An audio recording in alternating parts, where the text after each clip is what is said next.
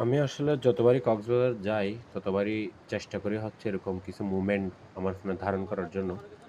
কারণ আমি তো আসলে সমুদ্র সৈকতের পাশেই আমার বেড়ে ওঠা। আমাদের নিজস্ব এরকম ফিশিং বুট রয়েছে।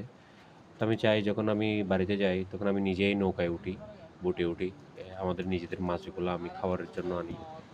এই যে দেখতে পাচ্ছেন এখানে আপনার লইট্ট মাছ, লাল পোয়া, সুরি হরেক রকমের মাছ এখানে দেখা যায়। পাশাপাশি হচ্ছে যেটা আমি রিয়ালাইজেশন করতে পারি সেটা হলো আমাদের সমুদ্র সৈকতের আশেপাশের মানুষের জীবনযাত্রাটা কেমন আসলে? তারা কি কষ্টের বিনিময়ে সমুদ্র থেকে হচ্ছে মাছ আহরণ করে? এটুকু দেখার জন্য আসলে নিজের চোখ দিয়ে দেখলে যে একটা শান্তি, নিজেকে তাদের সাথে তাদের কাতারে হচ্ছে শামিল করার যে চিন্তা, সেটা আরো বেশি প্রসার হয়। এবং সবচেয়ে বড় মজার বিষয় হচ্ছে তাজা, তাজা মাছগুলা কিন্তু দেখলে একটা মনের মধ্যে শান্তি লাগে। এই যে বড় একটা মাছ, এটা আমরা বলি সমুদ্রের পাঙ্গাস। হ্যাঁ?